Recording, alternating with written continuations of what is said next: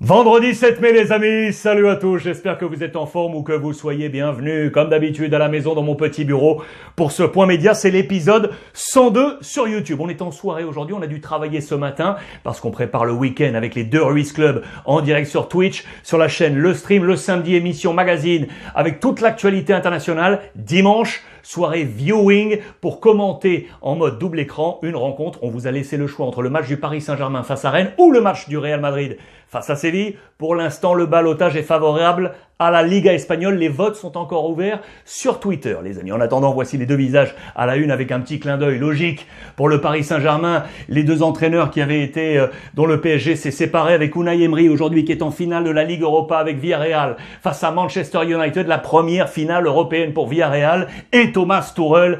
Finale de Ligue des Champions avec Chelsea face à Manchester City. Il est devenu le premier entraîneur à disputer deux finales de Ligue des Champions consécutives avec deux clubs différents. 100 jours seulement après son arrivée à Chelsea. Voilà une belle performance. On ouvre la presse anglaise avec bien évidemment la désillusion d'Arsenal. Cette demi-finale face à Villarreal, face à Emery, l'ancien coach d'Arsenal, justement, avec toujours tous ces jeux de mots. Partey Poopers. Un pooper, c'est un rabat-joie en anglais.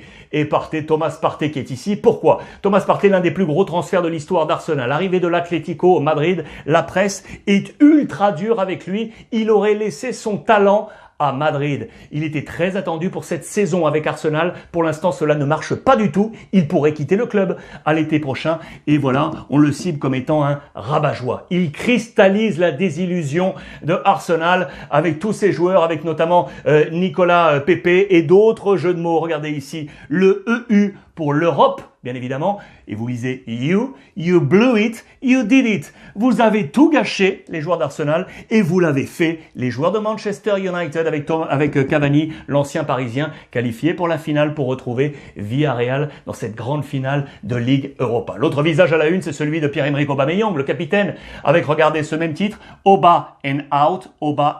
Pourquoi? Parce que depuis 1996, Arsenal avait toujours disputé une compétition européenne. Et bien voilà, là ils sont hors zone Europe dans la Première Ligue. Ça sera out. Pas de Coupe d'Europe la saison prochaine pour Arsenal. Il cristallise aussi la frustration. Il a touché les montants du côté de Arsenal. C'est l'élimination pour les Gunners de Arteta. Attention, lui aussi en danger. Il risque sa place à l'été prochain. Affaire à suivre. La joie du coup du côté des Espagnols. Le football en 2v1. El fútbol os lo debía. Pourquoi ça? Souvenez-vous, on est en 2005-2006. Demi-finale de Ligue des Champions entre Villarreal et Arsenal, justement. Il y avait en face du Thierry Henry, toute la bande, avec Pires et autres. Riquelme pour Villarreal avait manqué un penalty dans les ultimes minutes. Arsenal s'était qualifié. Et voilà Villarreal qui prend sa revanche pour enfin se qualifier pour une finale européenne. C'est sa première. Toutes les notes sont favorables aux joueurs de Villarreal et notamment la défense qui a tenu le coup.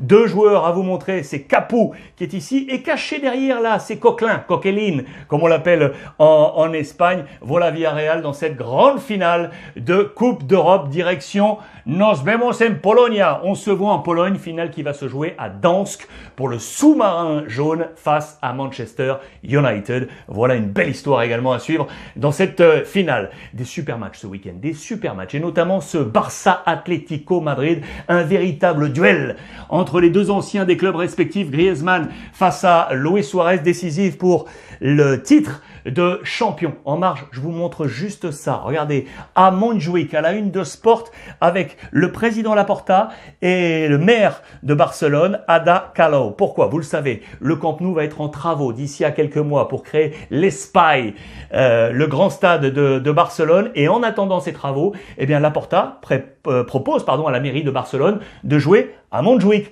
au stade olympique. Le voici, vous le voyez. Regardez cette réunion qui a eu lieu. Cela devrait être officialisé dans les prochaines heures, les prochains jours, le temps que le Camp Nou se refasse une petite beauté. Voilà le plan du président Laporta. Si on en revient au match, et on a le même titre à la une quasiment de toute la presse. Là, on est chez Marca. Regardez. À la croisée des chemins, avec deux destins croisés. Regardez, Griezmann qui avait quitté l'Atlético, João Félix qui était arrivé pour le remplacer et prendre ce même numéro. Eh bien, Griezmann aujourd'hui est en hausse, João Félix est en baisse. Le bajón final. Destin croisé entre les deux hommes et Antoine Griezmann qui fait également les pages intérieures de Sport avec le même titre, à la croisée des chemins.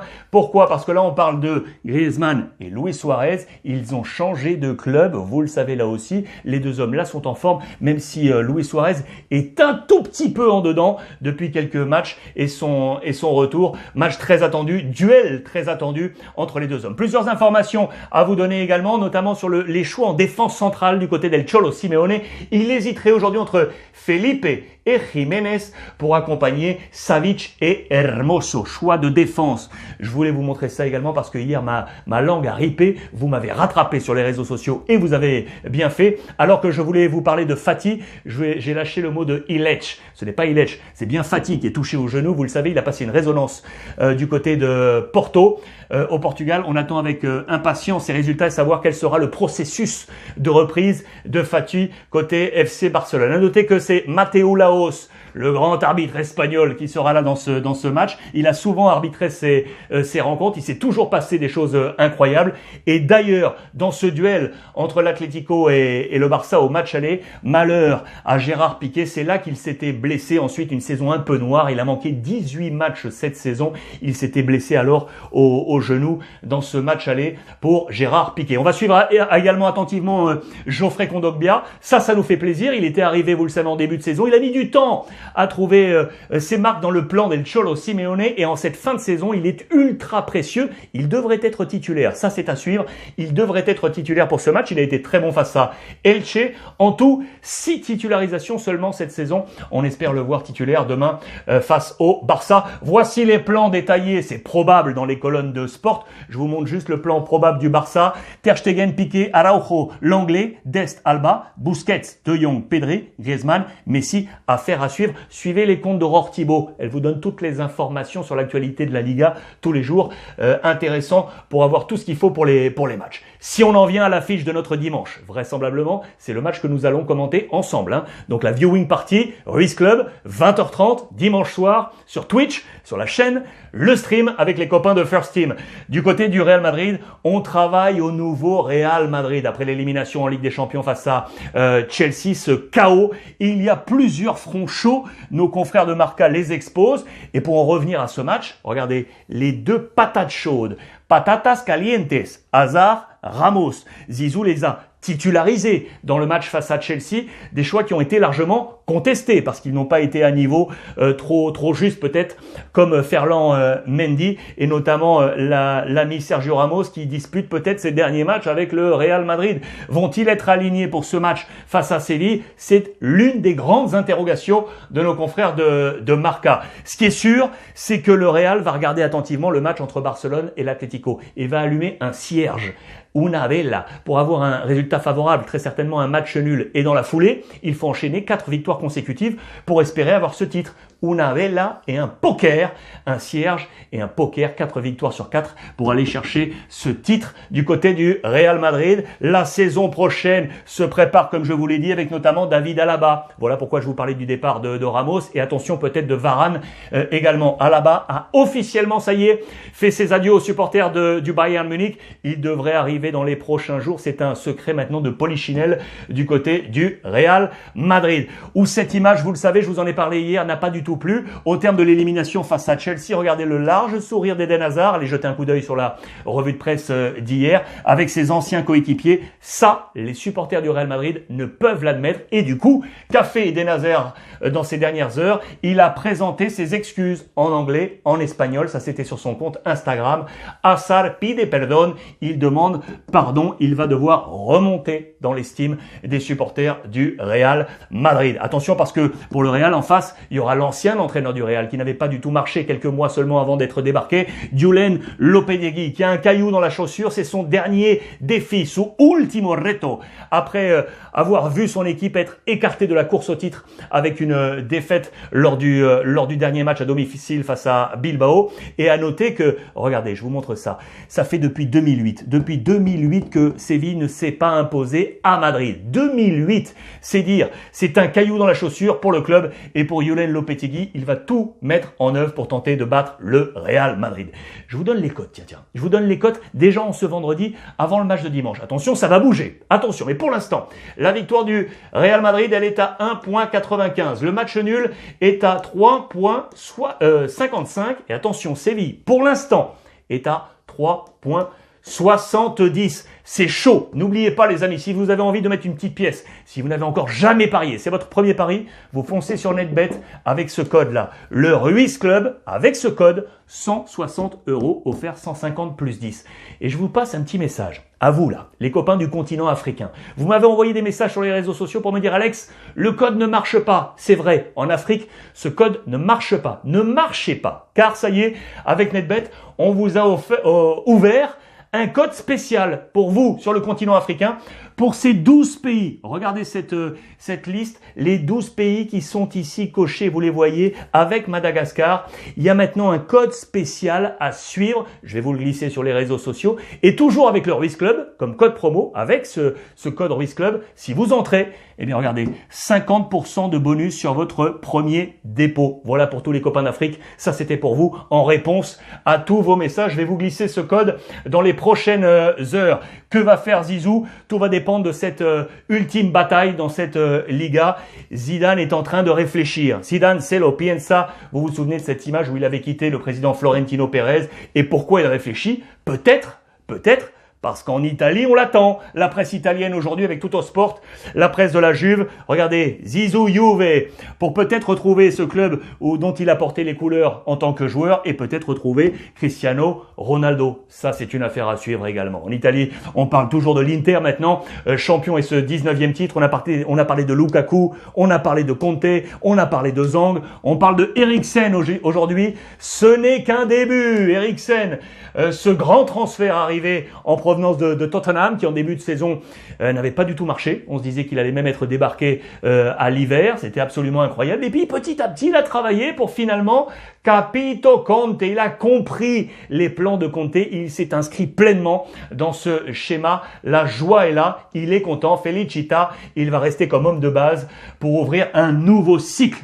Eriksen du côté de la formation de Conte, l'Inter, et là, vous le voyez. Ce qui est sûr, c'est que Zhang va apporter une politique, je vous en ai déjà parlé, d'austérité. Attention, pour le prochain marché des transferts, des salaires, des gros salaires devraient sortir et on va aller chercher avec BP Marotta, le directeur sportif, des joueurs bon marché, des bons profils. Il y a plusieurs joueurs qui sont ciblés, notamment Milenkovic, qui est ici 23 ans de la Fiorentina, ou encore le gardien là, Gulacsi, qui pourrait arriver. On cherche du bon rapport qualité-prix du côté de l'Inter Milan. Je vous rappelle que ce week-end, attention, la bataille pour les places Ligue des Champions, également ici avec la Juve, Milan et le Napoli. La Juve et Milan qui se retrouvent d'ailleurs les amis, c'est l'affiche de dimanche également avec Monsieur Pipo, Philippe Genin, 20h45, plusieurs batailles au cœur de ce match. Tout terrain, avec notamment les deux bip-bip, là, les turbos. Cuadrado face à Hernandez, les deux turbos, comme on les appelle. Il y a d'autres schémas. Il y a au milieu de terrain ici la bataille entre Bentancur et Çalhanoğlu, ou encore le choc frontal entre Cristiano Ronaldo et Kier. Différents chocs dans ce grand match attendu entre la Juve et l'AC Milan. Le coup de tonnerre de ces derniers jours, c'est bien ça, bien évidemment, c'est Mourinho qui débarque du côté de l'AS Roma avec un contrat pour 3 ans, 7 millions d'euros par an. Le coût réalisé par Thiago Pinto, le directeur sportif portugais, en association avec Jorge Mendes.